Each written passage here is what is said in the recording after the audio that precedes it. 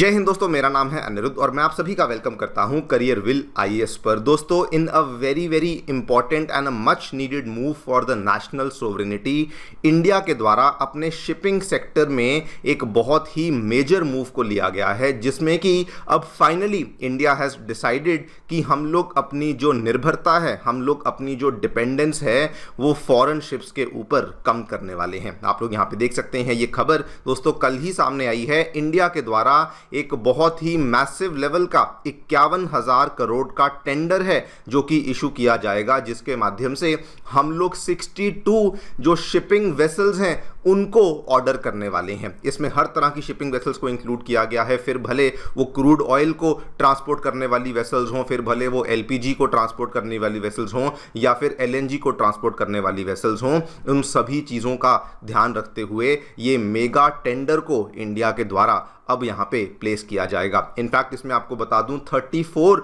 जो शिप्स हैं उनका जो टेंडर है वो तो ऑलरेडी प्लेस भी कर दिया गया है। जो बची हुई वेसल्स हैं बस उनका टेंडर प्लेस होना बाकी है। आप लोग यहाँ पे देख सकते हैं, ये खबर जगह जगह पे कवर करी जा रही है और वैसे तो मैं डिटेल में सभी चीज़ों के बारे में चर्चा करूंगा, लेकिन एक बहुत ही इंपॉर्टेंट ऑब्जर्वेशन जो मैंने यहाँ पे नोट करी है दोस्तों, मैंने कभी भी पिछले किसी भी साल में कभी भी ऐसा नहीं देखा कि गवर्नमेंट के द्वारा अपने शिपिंग सेक्टर को सिक्योर करने के लिए इतने मैसिव लेवल पे इतने कॉन्जिक्यूटिव स्टेप्स को लिया जा रहा हो, जितना कि फिलहाल हम लोग अपने शिपिंग सेक्टर को लेके ले रहे हैं। ये वाले कदम के बारे में तो हम लोग चर्चा करेंगे ही करेंगे, लेकिन इसके अलावा और जो हमने स्टेप्स लिए हैं वो भी मैं आपके साथ यहाँ पे डिस्कस करूंगा। लेकिन जो ये वाला स्टेप है ये दोस्तों बहुत ही स्पेशल बन जाता है। अभी तक हमारा जो हाल है, अगर मैं एक एस्टिमेट आपको बताऊं, अभी जो हमारी सिचुएशन है, जो हमारी स्थिति है, वो बेसिकली ये है कि 90% से भी ज़्यादा का जो हमारा व्यापार होता है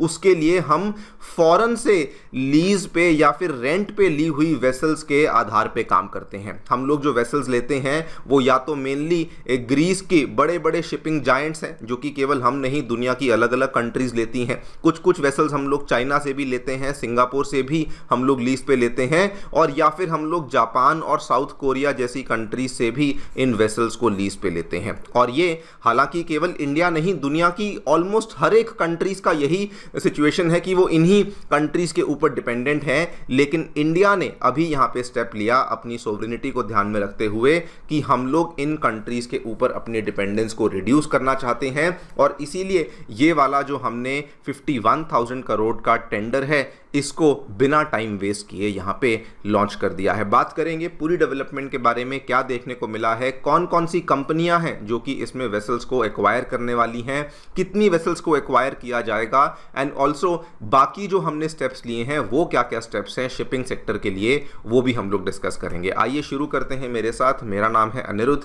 यदि आप लोग हमें फॉलो करना चाहते हैं तो दिए गए टेलीग्राम चैनल के माध्यम से ऐसा कर सकते हैं। All right, directly coming to the news, very quickly मैं आपको टेंडर के बारे में बता दूं। इंडिया ने दोस्तों अपना प्लान लॉन्च कर दिया है, जिसके माध्यम से हम लोग या तो प्रोक्योर करेंगे या बिल्ड करेंगे। इसका क्या डिफरेंस है मैं आपको बता दूंगा। 62 वेसल्स, शिपिंग वेसल्स को हम लोग यहां पे प्रोक्योर करने वाले हैं with an investment of around 51,000 crore. To be precise, जो टेंडर की अमाउंट है वो दोस्तों 51,383 करोड़ है। टाइमलाइन भी इसमें जो दी गई है वो यही है कि इसी साल के अंदर अंदर हमें इस टेंडर को एग्जीक्यूट भी करना है। 62 वेसल्स, जिसमें कि टोटल जो कैपेसिटी एडिशन हमारी होने वाली है, अलग अलग तरह की वेसल्स को असल में प्रोक्योर किया जाएगा। टोटल जो कैपेसिटी एडिशन होने वाली है that is going to be almost 2.85 million gross tonnage की टोटल कैपेसिटी एडिशन होने वाली है। 34 वेसल्स को लेकर टेंडर इशू हो चुका है, रिमेनिंग का भी जल्दी ही इशू किया जाएगा। किन किन तरह की वेसल्स को हम लोग प्रोक्योर करने वाले हैं दोस्तों? जो शिप्स होती हैं उनको चलाने का तो सिस्टम ऑलमोस्ट सेम होता है। जैसे आपको एक सिंपल उदाहरण के थ्रू अगर समझाना चाहूँ, जैसे आप अपनी सड़कों पे ट्रक्स चलते हैं तो किसी ट्रक पे आपने देखा होगा कि ऑयल का ट्रांसपोर्टेशन हो रहा होता है, उसमें इस तरीके से सिलेंड्रिकल आपको ऊपर जो बॉडी देखने को मिलती है। किसी किसी ट्रक में आपने इस तरह से देखा होगा एक ऐसा, मतलब कि ऑलमोस्ट इस तरीके से ट्रायंगुलर सा कुछ शेप देखने को मिलता है। उसके अंदर मेनली गैस का ट्रांसपोर्टेशन हो रहा होता है। सिमिलर सिमिलरली जो शिप्स होती हैं उसके ऊपर भी अलग अलग तरह के आपको ढांचे देखने को मिलते हैं। जैसे आप यहाँ पे एलपीजी देखिए, इसमें क्या है, ऊपर आपको पाइप्स दिखेंगी लेकिन इसके नीचे असल में बड़े बड़े सिलेंडर्स फिट किए जाते हैं जिसमें कि एलपीजी को स्टोर किया जाता है। अगर एलएनजी की बात करी जाए तो इसमें इस तरह के डोम टाइप स्ट्रक्चर्स होते हैं जिनको कि रखा जाता है। और इन दोनों में भी फ़र्क इसलिए होता है बिकॉज एलपीजी बहुत आसानी से आप उसको एलपीजी को बना लेते हैं, लेकिन एलएनजी को बनाने का प्रोसेस थोड़ा मुश्किल है और उसको ट्रांसपोर्ट करने का प्रोसेस भी थोड़ा मुश्किल है, इसीलिए इसमें ये स्पेशलाइज्ड टाइप के डोम्स बनाए जाते हैं। सिमिलरली अगर मैं क्रूड ऑयल की बात करूं तो उसमें क्या होता है, उसमें दोस्तों ये देखिए ऊपर अगेन पाइपलाइंस लगी होती हैं, लेकिन इसके नीचे असल में स्ट्रक्चर के अंदर आपके बड़े बड़े सिलेंडर्स होते हैं जिसके अंदर सिलेंड्रिकल टाइप स्ट्रक्चर्स होते हैं जिसके अंदर आप लोग ऑयल को ट्रांसपोर्ट करते हैं। तो हम लोग मल्टी सेगमेंट के ऊपर फोकस कर रहे हैं और अलग अलग टाइप की शिप्स को प्रोक्योर करने वाले हैं। उसमें क्रूड ऑयल टैंकर्स भी इंक्लूडेड हैं, एलपीजी एलएनजी कैरियर्स भी, कंटेनर शिप्स भी, बल्क कार्गो वेसल्स भी, ग्रीन टगबोट्स और ड्रेजर्स, ये हर तरह की चीजें हैं जिसको हम लोग एक्वायर करने वाले हैं इन 62 वेसल्स का जो टेंडर लॉन्च किया जाएगा। इन वेसल्स को प्रोक्योर कौन करने वाला है, तो ये किसी प्राइवेट कंपनी के लिए ऑब्वियसली सरकार इन टेंडर को लॉन्च नहीं कर रही। ये दोस्तों टेंडर लॉन्च किया गया है भारत की ही सरकारी पीएसयू कंपनीज के लिए। सबसे बड़ा जो यहां पे एक्विजिशन होने वाला है वो शिपिंग कॉर्पोरेशन ऑफ इंडिया के द्वारा किया जाएगा। उसके बाद जो हमारी ऑयल और गैस की कुछ पीएसयूज हैं जिसमें ओएनजीसी भी आती है, आईओसीएल भी आती है, बीपीसीएल भी आती है, उनके द्वारा इसको एक्वायर किया जाएगा। एंड थर्डली जो कि काफी इंपॉर्टेंट है, आज से 2-3 महीने पहले आपने देखा होगा इंडियन गवर्नमेंट के द्वारा भारत कंटेनर शिपिंग लाइन के नाम से एक जॉइंट वेंचर को अनाउंस किया गया था जिसमें कि एक शेयर होल्डर एससीआई था, एक share holder container corporation of India था और साथ में कुछ कुछ पोर्ट्स की अथॉरिटीज भी थी, वो भी यहाँ पे इन शिप्स को कुछ मात्रा में एक्वायर करने वाली हैं। इसमें भी आपको बता दूं जो ये 62 वेसल्स का हमने टेंडर लॉन्च किया है, this is just the first phase of a much bigger maritime buildup, क्योंकि टोटल 2041-42 तक कहा गया है कि 437 ऐसे जहाज हैं जो कि हम लोग अपनी इन कंपनीज के लिए एक्वायर करने वाले हैं। उसका भी आपको कुछ कुछ ब्रेकडाउन, जो लॉन्ग टर्म ब्रेकडाउन है, बताया गया है कि एससीआई के पास मिनिमम 216 होंगी, ऑयल पीएसयूज के पास मिनिमम 58 होंगी और ये जो जॉइंट वेंचर है भारत कंटेनर शिपिंग लाइन वाला, इसके पास मिनिमम 51 के आसपास देखने को मिलेंगी। ये नंबर ऑब्वियसली 437 तक एड ऑन नहीं होगा, लेकिन अभी तक जो टेंटेटिव नंबर्स सामने आए हैं वो इसी तरीके से सामने आए हैं। इसमें आपको मैंने स्टार्टिंग में बताया था कि इसमें कुछ शिप्स को प्रोक्योर किया जाएगा, कुछ शिप्स को बिल्ड किया जाएगा। तो जस्ट बिकॉज हम लोग यहाँ पे ज़्यादा टाइम नहीं लगाना चाहते तो इंडिया इसमें हाइब्रिड बिल्ड मॉडल का इस्तेमाल करने वाली है, जिसमें कि क्या होगा, मेजॉरिटी शिप्स तो इंडिया के ही शिपयार्ड्स में बनाई जाएंगी, लेकिन अगर कैपेसिटी गैप एग्जिस्ट करता है, मतलब कि हमारी जो शिपयार्ड्स हैं वो उतने कम टाइम में उतनी शिप्स को उतनी तेजी से नहीं बना पाती हैं, तो कुछ कुछ शिप्स को बाहर से बनवाकर हम लोग डायरेक्टली उनको खरीद ही लेंगे। हम लोग ये पहले भी कर चुके हैं, साउथ कोरिया के साथ कई सारे शिप बिल्डर्स के साथ मिलकर के हम लोग इस वाली प्रैक्टिस को कर चुके हैं। आई थिंक अमेरिका के भी कुछ शिप बिल्डर्स के साथ मिलकर के हमने किया है, लेकिन हाँ, कुल मिला के जो मॉडल है that is going to be hybrid build model, मतलब कि कुछ को प्रोक्योर करेंगे और कुछ को हम लोग डायरेक्टली इंडिया के ही अंदर बेसिकली बिल्ड करने वाले हैं। क्वेश्चन आता है कि हम लोग असल में ऐसा कर क्यों रहे हैं। देखिए, इसके पीछे वैसे तो कुल मिला के 4 रीजंस हैं जिनको मैं डिस्कस करूंगा, लेकिन सबसे बड़ा ट्रिगर पॉइंट जो कि यहां पे बन जाता है that is the currently ongoing west Asia crisis. उसके बाद इंडिया को एक चीज समझ आ गई कि शिपिंग बहुत क्रूशियल है और इस केस में किसी के भी ऊपर डिपेंडेंट रहना आपके लिए खतरे से कम नहीं है। ये सारे के सारे अगर मैं रीजंस की बात करूं, अभी हम देखिए स्ट्रेट ऑफ हॉर्मुज के आसपास बहुत सारी प्रॉब्लम्स चल रही हैं, हैवी डिपेंडेंस है फॉरेन वेसल्स के ऊपर, फिर भले ऑयल का ट्रांसपोर्ट हो, फिर भले एलपीजी का या एलएनजी का ट्रांसपोर्ट हो। And secondly,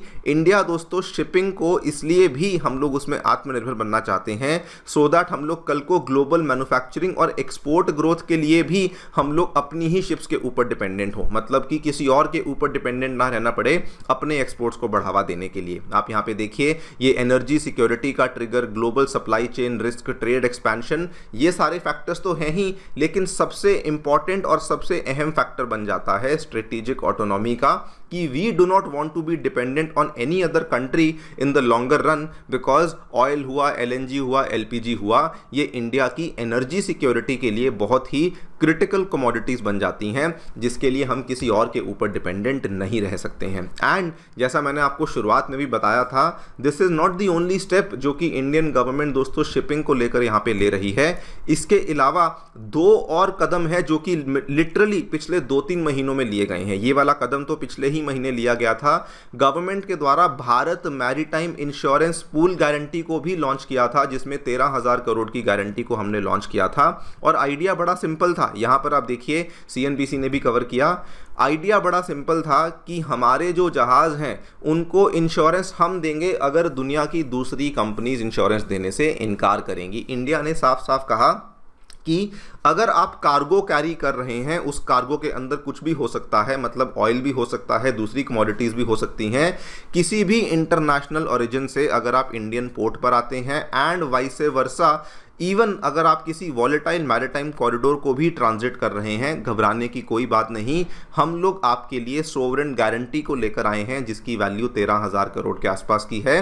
and we just want to make sure कि ट्रेड नहीं रुकना चाहिए, बिकॉज अभी क्या हुआ था, अभी जब ये वेस्ट एशिया में टेंशन शुरू हुई तो जो वेस्ट की कंपनियां थी जो कि शिप्स को लेकर इंश्योरेंस प्रोवाइड किया करती थी, उन्होंने अपने हाथ खड़े कर दिए कि नहीं, हम लोग तो जी आपको जो है पहले तो इंश्योरेंस करेंगे ही नहीं, और लास्ट में आकर जब उन्होंने करना शुरू भी किया तो अपने प्रीमियम्स को बहुत ज़्यादा बढ़ा दिया था। लेकिन इंडिया उसी चीज़ को एक तरीके से बाईपास करने के लिए कहा कि वरी नॉट, हम लोग अपने साइड से ही बेसिकली अपना खुद का 13,000 करोड़ का सोवरेन गारंटी लेकर आएंगे और उसके माध्यम से हम लोग आपकी ट्रेड को एक तरीके से इंश्योर करने वाले हैं। सेकंड स्टेप जो कि लिया गया, जिसका जिक्र हमने अभी भी किया रिसेंटली, जनवरी की बात है दोस्तों, SCI, कॉनकोर और उसके अलावा सागरमाला फाइनेंस कॉर्पोरेशन और साथ में 3 और हमारी पोर्ट अथॉरिटीज हैं, इन्होंने मिलकर के 6 लोगों ने मिलकर के इंडिया की भारत कंटेनर शिपिंग लाइन की जो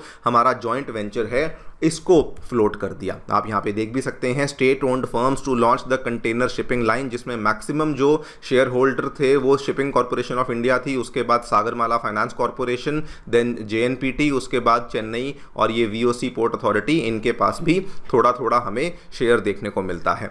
नाउ ये जो पूरा का पूरा आइडिया था, this was a very very big step taken by government of India, because अभी जो आप जहाज के ऊपर देखते हैं ना, बड़े बड़े जो ये वो लगे होते हैं कंटेनर्स, ये भी दोस्तों हम लोग बाहर से लेते हैं, जिनका हमें बहुत ज़्यादा फीस पे करना पड़ता है, और उस चीज़ को भी इंडियन टैंकर्स बनाने के लिए हमने ये वाले जॉइंट वेंचर को अनाउंस किया, जिससे कि स्ट्रेटेजिक डिपेंडेंस को एंड करेंगे, फॉरेन एक्सचेंज को बचाएंगे एंड मोस्ट इंपॉर्टेंटली ट्रेड और सप्लाई चेन्स के ऊपर अपना खुद का कंट्रोल होगा। हमें किसी और कंट्री के ऊपर डिपेंडेंट नहीं रहना होगा। ये कंटेनर्स बनाने वाली कंपनीज या तो डेनमार्क से आती हैं या फ्रांस से आती हैं या फिर चाइना से आती हैं, और इनका ये मान के चलिए कि ये मतलब ऑलमोस्ट इन्होंने इस पूरे कंटेनर वाले बिजनेस को मोनोपोलाइज किया हुआ है। लेकिन इंडिया ने वहां पर भी कहा कि we will not be going forward with this. इस केस में भी हम लोग अपनी तरफ से जो यहाँ पर अपने कंटेनर्स हैं उनको बनाने का प्रोसेस शुरू करने वाले हैं। तो इसीलिए मैंने आपको बताया कि मल्टीपल स्टेप्स को लिया जा रहा है शिपिंग सेक्टर को सिक्योर करने के लिए पिछले कुछ टाइम में, एंड अभी जो तीसरा बड़ा स्टेप है वो शिप्स को बनाने का भी, वो भी हमने यहाँ पे टेंडर लॉन्च कर दिया है। आपकी क्या राय है हमें डेफिनेटली बताएं कमेंट सेक्शन में। मेरी तरफ से इतना ही। Thank you so much for listening, stay tuned.